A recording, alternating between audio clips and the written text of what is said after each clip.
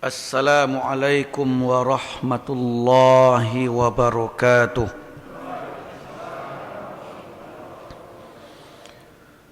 Alhamdulillahilladzi arsala rasulahu bil huda wa dinil haqq liyuzhirahu 'alad dini kullihi wa kafa billahi syahida.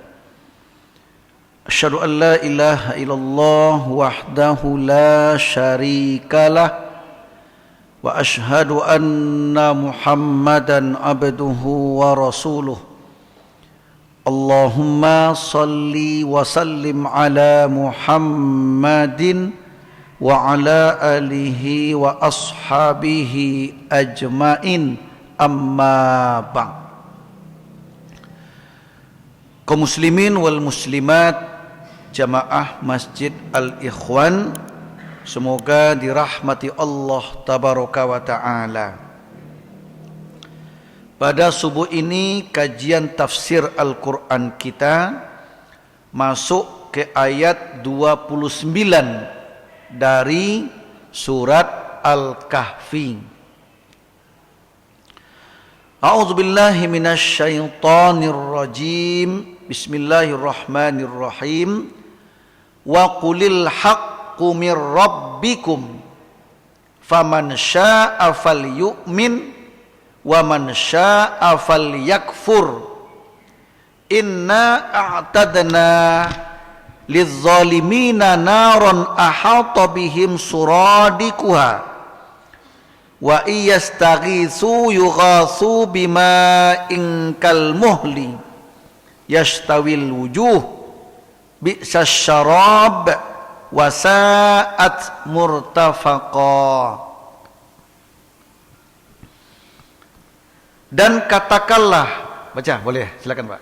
Dan katakanlah Muhammad, kebenaran itu datangnya dari Tuhanmu. Barang siapa menghendaki beriman, hendaklah dia beriman, dan barang siapa menghendaki kafir, biarlah dia kafir.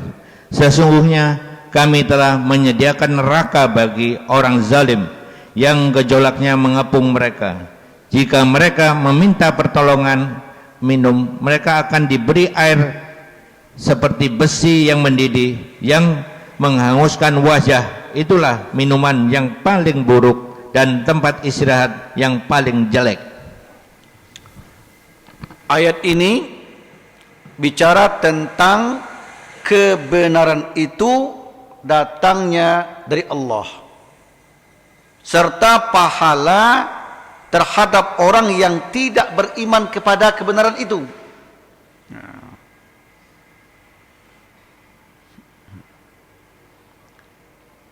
Allah dan Rasulnya selalu menyatakan kebenaran melewati Al-Quran, sehingga di awal ayat Allah perintahkan ke Rasulnya Muhammad SAW untuk mengatakan kepada manusia. Apa yang dikatakan? Nabi mengatakan, inilah yang aku bawa kepada kalian dari Rabb kalian, yaitu kebenaran yang tidak terbantahkan dan tidak ada keraguan di dalamnya. Kebenaran itu mutlak datangnya dari Allah. Kalau dari manusia datangnya, mungkin benar, mungkin salah. Walaupun dia sang ulama, sang ustadz sekalipun, karena dia manusia, boleh jadi benar ataupun salah. Tapi yang mutlak benarnya adalah sesuatu yang datang dari Allah. Itu mutlak benarnya. Apa contohnya? Al-Quran itu datang dari Allah. Makanya Quran mutlak benar. Jangan sampai ada yang kita keragui isinya. Dzalikal kitabu la raiba fihi hudal lil muttaqin. Al-Quran itu tidak ada keraguan padanya sebagai petunjuk bagi hamba yang bertakwa. Surah apa itu? Surat Al-Baqarah ayat yang kedua. Alif Lam Mim Dzalikal kitabu la raiba fihi hudal lil muttaqin. Al-Quran itu kitab yang Allah turunkan. Berarti Quran itu produknya Allah, bukan produk manusia. Bukan produk Nabi Muhammad seperti yang dituduhkan oleh orang kafir Quraisy. Tidak. Quran itu Allah yang punya, itu murni kalam Allah yang Allah turunkan ke nabinya Muhammad sallallahu alaihi wasallam, mengandung kebenaran dan tidak boleh keraguan padanya, mutlak benarnya, mutlak benar. Dan Allah yang menjamin kebenarannya dan terjamin sampai kiamat kebenaran itu. Surat 15 Al-Hijr ayat yang ke-9 ya. Inna nahnu nazzalna dzikra wa inna lahu lahafizun. Sesungguhnya kami yang menurunkan Quran itu dan kami pula yang menjaganya. Jadi kata Allah, kami yang turunkan, kami yang menjaganya. Dipastikan sampai kiamat Quran itu terjamin kebenarannya dan terjaga kemurniannya. Sekalipun ada manusia yang mencoba merubah-rubahnya, memalsukannya, akan ketahuan palsunya. Ciri khas Quran yang benar, ada teks ayat walaupun ada terjemahan dari berbagai bahasa.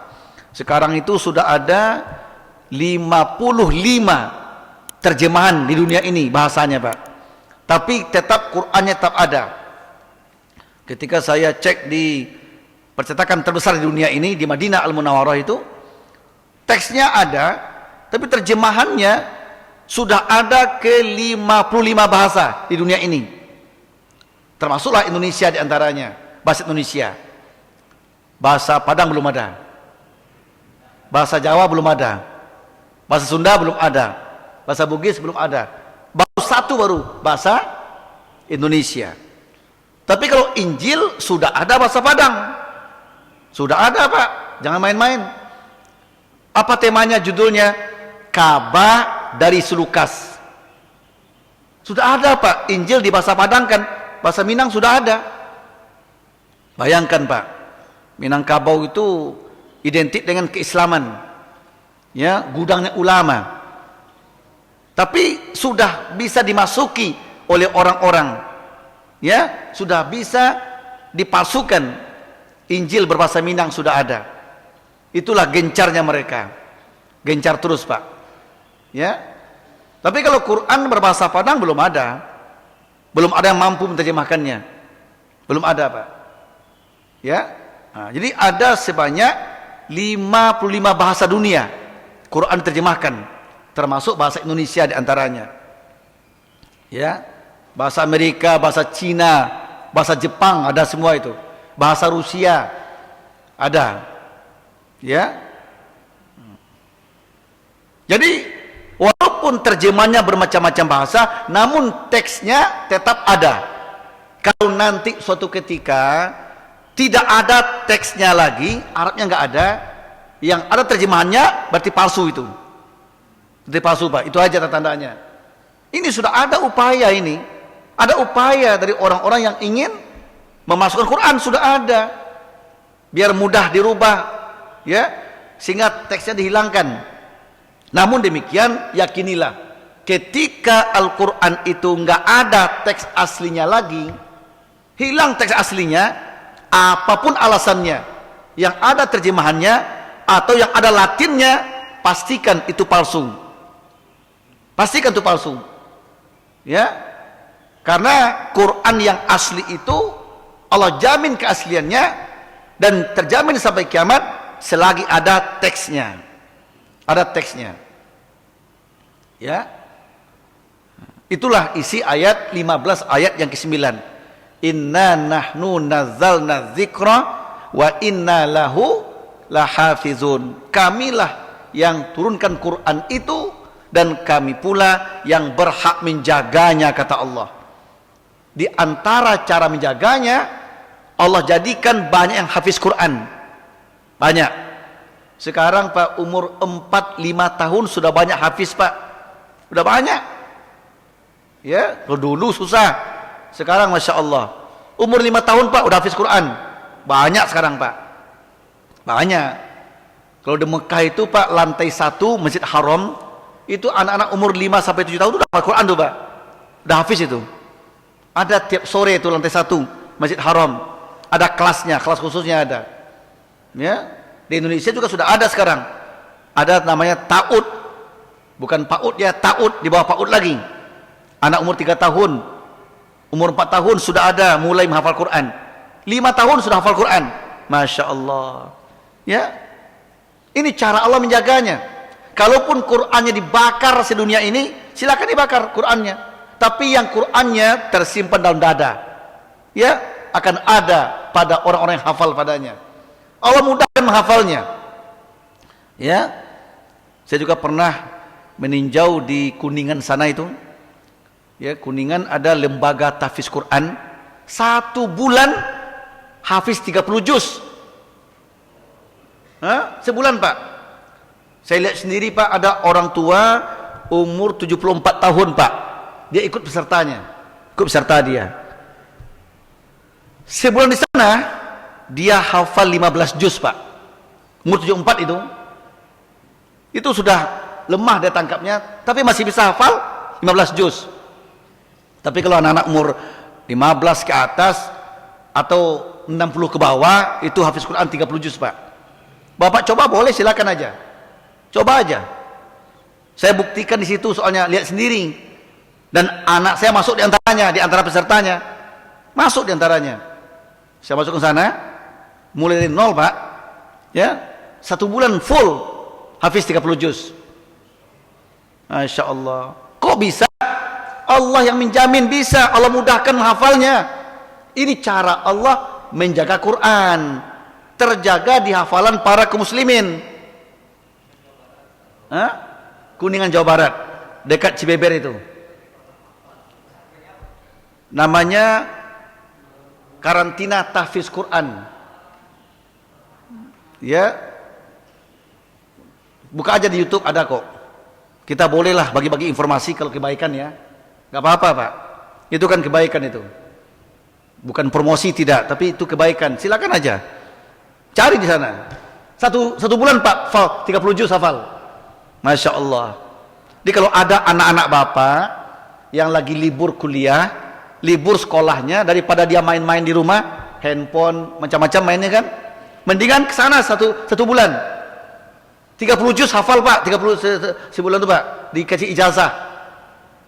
Ya, malah ada anak-anak yang 20 hari Pak. Kaget saya.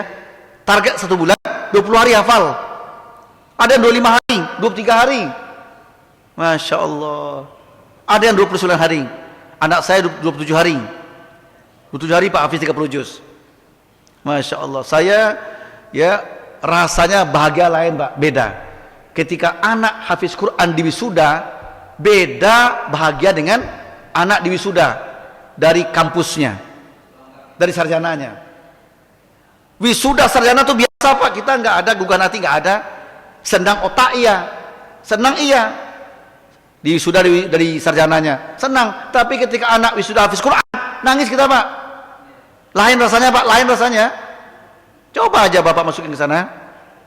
Malah saya punya target, malah targetnya 30 juz nak. Kalaupun hafal kamu 10 juz nak, nggak apa-apa nak, nggak apa-apa. Target 30, 10 pun nggak apa-apa, berapa dapat nggak apa-apa. Anak berjuang deh. 15 hari pertama Pak, 15 hari pertama baru hafal 8 juz Pak. 8 juz hafalannya. Kena berat katanya, berat Pak. Habis pada separuh tuh, 15 hari Pak, baru hafal 8 juz. Setelah 8 juz 15 hari, ngebut Pak, cepat hafalnya. Sehari bisa hafal 2 juz. Masya Allah, saya kaget Pak. Karena mereka punya target 1 hari hafal 1 juz. Berapa halaman tuh? 20 halaman 1 hari. Itu targetnya. Kata santri-santri itu Pak, pengakuannya, termasuk anak saya juga mengaku, untuk awal-awal berat katanya, pusing kepala, berat, sampai-sampai mimpi pun kebawa menghafal katanya Pak. Bayangkan tuh, ya, karena dia wajibkan hafal satu hari itu satu juz, dan dia nggak bisa katanya, nggak bisa. 15 hari pertama tuh berat katanya, berat. Tapi begitu lewat 15 hari, kok mudah sekali katanya, mudah sekali katanya Pak. Kenapa? Otak udah terasah katanya, mudah sekali. Malah sehari bisa 2 juz katanya Pak. Bayangkan tuh, dalam waktu 27 juz hafal 30 juz. 27 hari hafal 30 juz. Masya Allah. Boleh dites saja. Makanya saya menyarankan bapak-bapak kalau ada punya anak, atau bapak sendiri, bapak-bapak yang mungkin udah pensiun dari kerjaan. Kalau kerja jangan. Kalau udah pensiun Pak, udah pensiun, udah waktu siapkan 1 bulan di sana, target 30 juz Pak. 1 bulan di sana Pak, 1 juz saja hafal, juz amma, udah hebat itu. Betul nggak? Yang nama kita sudah tua-tua Pak ya, sudah tua-tua, target 30 juz, 1 juz hafal, juz 30 saja sudah hebat banget menurut saya mah. Hah? Udah hebat, udah bangganya kita luar biasa Pak. Coba, ini Allah mudahkan. Kenapa? Ini cara Allah menjaga Quran. Itu di Cibeber tuh ada pesantren Husnul Khotimah, lewat lagi Pak, lewat lagi. Ya, tempatnya Cibulan tak salah saya, desa Cibulan, karantina tahfiz Quran 30 juz. Buka di YouTube, ya, mendaftar di YouTube aja daftarnya Pak, online daftarnya, online aja, ya. Saya menghimbau itu, karena saya buktikan sendiri soalnya, buktikan sendiri, anak sendiri, dan saya lihat sendiri orang-orang yang di sana itu Pak. Kalau dia perempuan, kalau perempuan Pak, ditempatkan di hotel tempatnya, ya. Kalau dia laki-laki di pesantrennya, dipisah. Kalau laki-laki di pesantrennya, kalau perempuan di hotel Linggarjati kalau nggak salah saya. Coba aja. Saya harapkan dan mudah-mudahan saya doakan Bapak Ibu mulai, sehingga tahun depan sudah ada yang hafiz di sini. Dari Al-Ikhwan ini coba.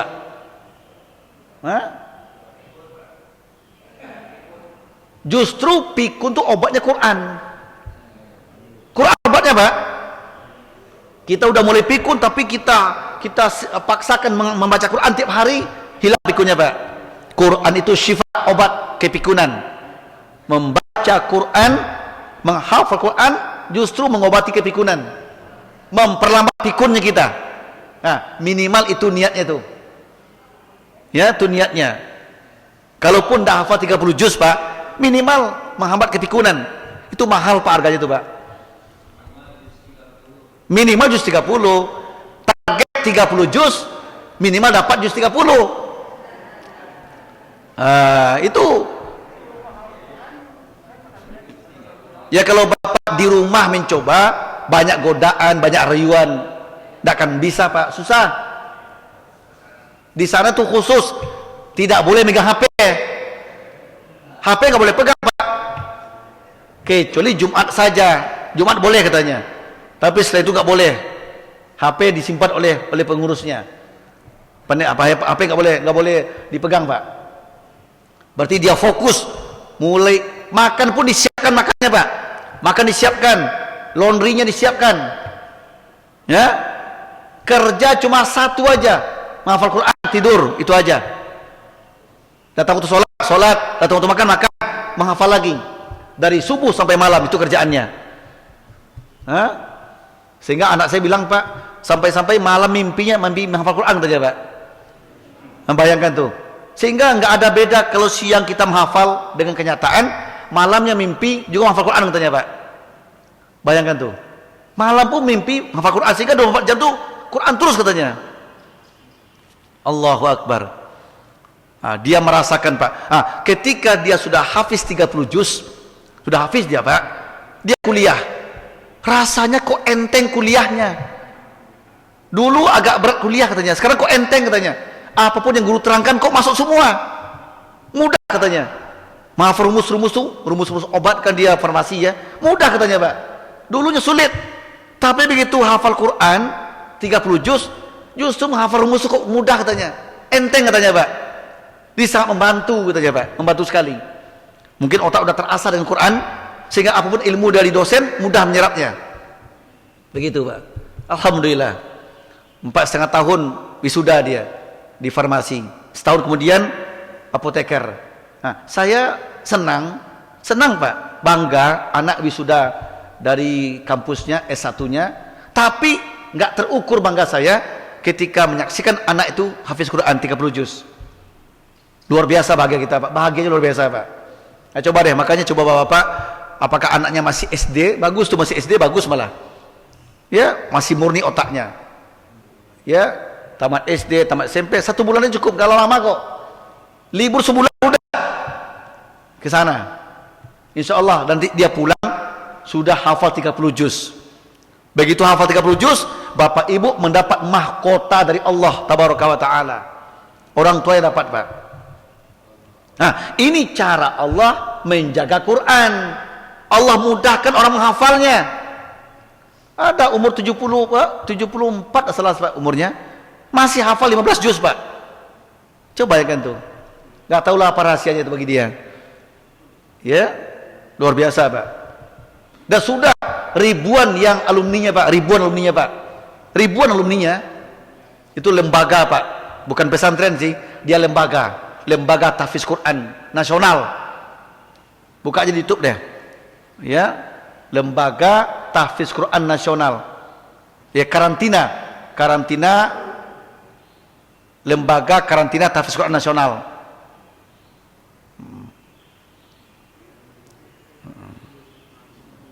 Ya. Jadi awal ayat Allah mengatakan bahwa yang hak itu datang dari Allah. Maksudnya apa? Maksudnya segala sesuatu yang Allah turunkan pasti benar. Pasti benar. Apa itu contohnya? Al-Quran. Al-Quran itu Allah turunkan ke bumi ini pasti benar isinya. Dan Allah jamin kebenarannya dan kemurniannya sampai kiamat. Cara menjaminnya, cara menjaganya, Allah mudahkan penghafalnya untuk menghafal. Namun demikian, yang setahu saya di dunia ini belum ada satupun manusia yang hafal Injil, belum ada Pak. Belum ada. Ya, belum ada Pak. Yang hafal Injil satupun belum ada dan tidak ada. Ya, boleh tanya kepada pendeta, kenapa nggak hafal? Karena revisi terus soalnya. Revisi terus, nggak akan hafal Pak. Begitu dia mau hafal, datang lagi yang baru. Kapan hafalnya? Hah? Kan 10 tahun direvisi terus. Setiap ahli cetakan ganti Pak. Ya, diedit terus, nggak akan hafal-hafal mah. Tapi kalau Quran mulai turun sampai hari ini, sampai kiamat, tidak akan berubah. Tidak akan berubah. Ini banyak hafal Pak. Itu rahasianya. Nah, ini awal ayat. Terus, faman sya'a falyu'min wa man sya'a falyakfur. Barang siapa yang menghendaki beriman, hendaklah beriman. Artinya, barang siapa yang mau beriman, buruan. Ada perintahnya untuk beriman. Buruan. Barang siapa yang ingin hafal Quran, ayo buruan. Barang siapa yang ingin berbuat baik, buruan. Segera. Tapi barang siapa yang menghendaki kafir, biarlah dia kafir. Allah enggak nyuruh Pak. Allah enggak nyuruh begini. Yang mau beriman, ayo buruan beriman. Yang mau kafir, ayo buruan kafir. Enggak ada Allah bilang gitu. Enggak bilang gitu. Allah bilang, yang mau beriman, ayo silakan berimanlah. Segera beriman. Tapi kalau mau kafir, biarlah kalau itu maunya. Artinya, ketika hamba berbuat baik, itu kehendak Allah. Itu maunya Allah. Tapi kalau hamba berbuat buruk, bukan kehendak Allah, bukan maunya Allah. Itu kehendak manusia itu sendiri, Allah biarkan kalau itu maunya. Itu menandakan Allah itu maha sayang, kasih sayangnya tak terhingga kepada hambanya. Ketika manusia ingin berbuat baik, Allah suruh, ayo buruan, segeralah buat baik, segera beriman. Tapi kalau kalian mau kafir, mau ingkar, ya sudahlah kalau itu mau kalian. Makanya di Quran Pak, yang ada ayatnya apa? Surga itu seluas langit dan bumi. Surat 3 Ali Imran ayat 133. Coba lihat. Wasari'u ila maghfiratim mir rabbikum wa jannatin arduhas samawati wal ard uiddat lil muttaqin. Terjemahkan. Surat 3 Ali Imran ayat 133. Dan bersegeralah kamu mencari ampunan dari Tuhanmu dan mendapatkan surga yang luasnya seluas langit dan bumi yang disediakan bagi orang-orang yang bertakwa. Allah berikan kita motivasi. Segeralah bertaubat, segeralah beristighfar, segeralah berbuat kebaikan, karena untuk kalian Allah telah siapkan surga yang luasnya seluas langit dan bumi. Allah gambarkan luas surga itu seluas langit dan bumi. Artinya sebanyak apapun manusia masuk ke dalamnya tidak bakal penuh. Tidak usah khawatir surga penuh, tidak akan penuh. Tidak akan penuh kok, karena luasnya seluas langit dan bumi. Tapi Allah nggak pernah mengatakan luas neraka sekian. Nah, coba cari ayatnya, ada nggak? Cari ayatnya. Luas neraka seluas ini ada nggak? Nggak akan ada. Nggak akan ada. Kenapa? Allah nggak ridho manusia ke neraka. Allah nggak mau ke neraka. Tapi kalau kalian mau ya silakan. Makanya Allah siapkan neraka bagi yang ingin, bagi yang mau. Allah nggak mau. Allah itu maunya apa? Kampung kalian aslinya surga. Itulah kampung nenek moyang kalian, Nabi Adam dan Hawa, kata Allah. Ikuti nenek moyang kalian itu. Jadi kalau pulang kampung ke surga, caranya watazawwadu fa inna khairaz zadi taqwa. Berbekallah. Kalau ingin pulang kampung ke surga, ingin pulang kampung ke kampung asli ke surga, berbekallah. Sebaik-baik bekal apa? Bertakwa. Apa takwa? Laksanakan perintah, tinggalkan larangan. Itu bekal untuk ke surga. Di Allah itu maunya apa? Kalau kita meninggal Pak, pulang kampung dengan bekal ke surga. Itu maunya Allah. Tapi kalau ada yang nggak mau ke surga, ya sudahlah. Nggak mau ke surga, ingin menikmati neraka, ingin menikmati atau merasakan neraka, ya sudahlah, kata Allah. Biar ajalah. Ini bahasa yang luar biasa ini Pak. Di situ tergambar Allah punya kehendak, punya kemauan manusia itu ke surga semuanya. Itu maunya Allah. Makanya disuruh. Tapi kalau kalian nggak mau, kalau enggan ke surga, ke neraka maunya, ya sudahlah, biar ajalah. Allah nggak nyuruh. Mau ke surga, ayo buruan. Mau ke neraka, buruan. Nggak ada itu. Nggak ada. Yang ada apa? Mau ke surga, buruan. Mau ke neraka, ya biarlah. Kalau itu maunya. Nah, secara ilmu tafsir, maknanya apa ini? Maknanya Allah hanya ridho kalau kita ke surga semuanya. Allah nggak ridho kalau kita ke neraka. Allah nggak ridho. Tapi kalau kalian mau, ya sudahlah, biar ajalah. Dengan terpaksa kusiapkan neraka bagi yang mau, kata Allah.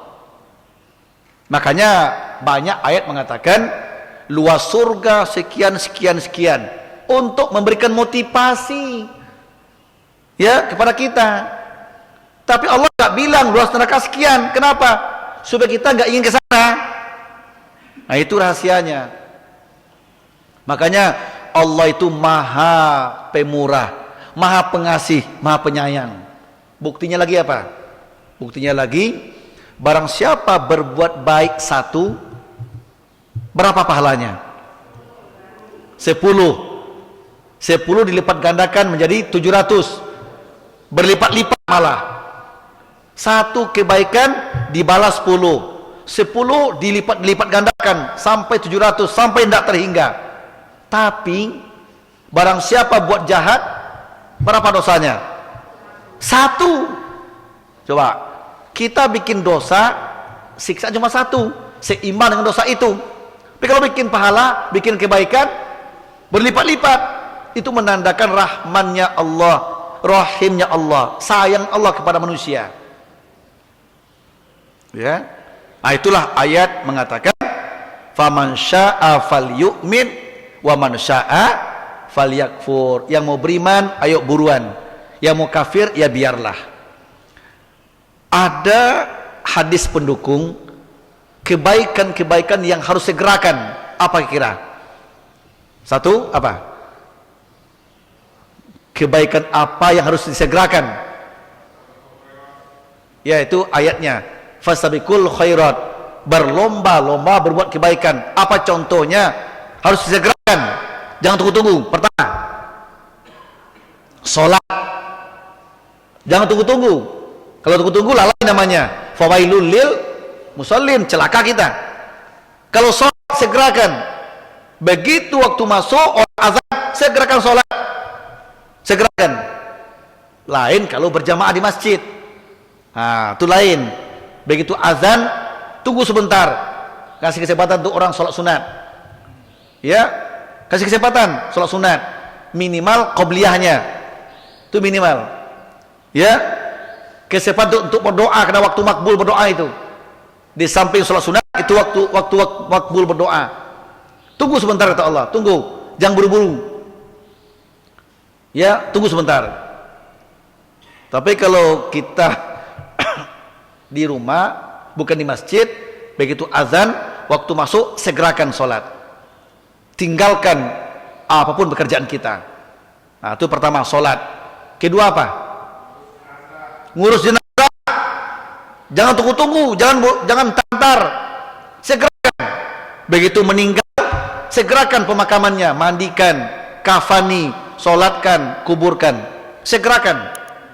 Apa maknanya? Kalau jenazah itu orang yang baik, maka dia segera mendapatkan pahala kebaikannya, menerima ganjaran kebaikannya. Kalau jenazah itu orang jahat, yang banyak dosa, biar kalian terbebas dari kejahatannya. Itu hikmah kata Nabi. Makanya segerakan pemakaman jenazah. Apa lagi? Hah? Apa? Taubat, ya boleh. Taubat, segerakan. Apa lagi? Menikah. Menikah, betul itu. Segerakan. Dengan syarat bagi yang sudah mampu. Tidak mampu jangan segerakan. Yang mampu segerakan. Segerakan. Sudah mampu rasanya, lahir batin, ya segerakan. Ya. Apa lagi? Bayar utang. Bayar utang tuh segerakan. Kita berutang sama orang, jangan tunggu diminta. Begitu berutang, langsung segerakan bayarnya. Nabi nggak ridho, nggak suka kalau kita mati kondisi berutang. Segerakan. Termasuk bapak-bapak utang rumah yang 15 tahun, kredit mobil 3 tahun, itu sengaja berlama-lama utang namanya itu. Nah, begitu ada uang, segerakan, biarlah, segerakan. Target rumah 15 tahun, Ustaz. Iya, betul. Tapi kalau uang ada, segerakan bayar. Segerakan. Tapi kalau uang nggak ada, apa boleh buat? Terpaksa berlama-lama. Tapi hati ingin menyegerakannya. Karena fitrahnya hutang itu segerakan. Walaupun dulu kita nggak tahu, ditarget utang rumah 15 tahun, 20 tahun, hutang mobil 3 tahun, itu targetnya dulu. Tapi kalau uangnya ada, itu dahulukan, segerakan. Tentu nanti Allah memberikan balasan terbaik untuk kita, yakin aja. Jangan kita ridha berlama-lama dalam hutang, segerakan. Apalagi yang segerakan, apa lagi? Ya itu aja lah. Sambil dapat contoh yang lain. Lanjut. Bagi yang mau kafir tadi, ya sudahlah. Inna a'tadna lizzalimina naron ahata bihim suradikuha. Sesungguhnya kami telah menyediakan, kami telah siapkan bagi yang zalim itu neraka yang gejolaknya mengepung mereka. Jika mereka meminta pertolongan atau minum, mereka akan diberi air seperti besi yang mendidih, yang menghanguskan wajah mereka. Jadi air di neraka itu, Pak, begitu diminum seperti meminum air mendidih yang membakar tubuh kita. Jadi nggak ada enaknya. Dijelaskan tuh panjang itu, ya, seperti apa air neraka itu, panjang sekali. Intinya air neraka, minuman neraka, makanan neraka itu bi'syasyarab, itulah minuman yang paling buruk, minuman yang sangat buruk. Wasuqu ma'an hami'an hamiman faqatta am'a'ahum.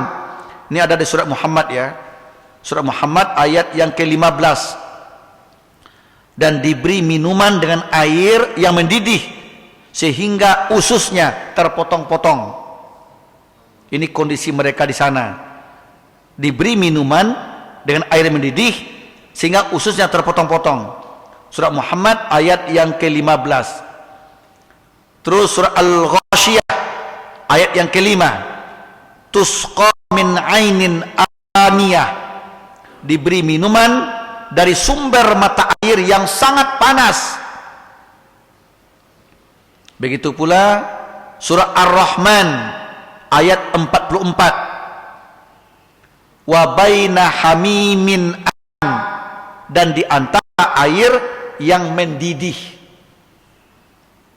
Wasa'at murtafaqa, dan tempat istirahat yang paling jelek. Minumannya yang paling panas, tempatnya yang paling jelek. Neraka itu adalah kediaman, tempat berkumpul, tempat menetap, tempat tinggal yang paling jelek, dan untuk istirahat yang paling mengerikan. Surat Al-Furqan 66. Innaha sa'at mustaqarra wa muqama, sungguh jahanam itu seburuk-buruk tempat menetap dan tempat kediaman. Ini semua Allah siapkan untuk orang yang zalim, yang ingkar, yang bangkang, yang mau seperti itu. Walaupun aku nggak ridho, kata Allah, tapi kalau itu maunya, terpaksa aku siapkan tempat itu untuk mereka.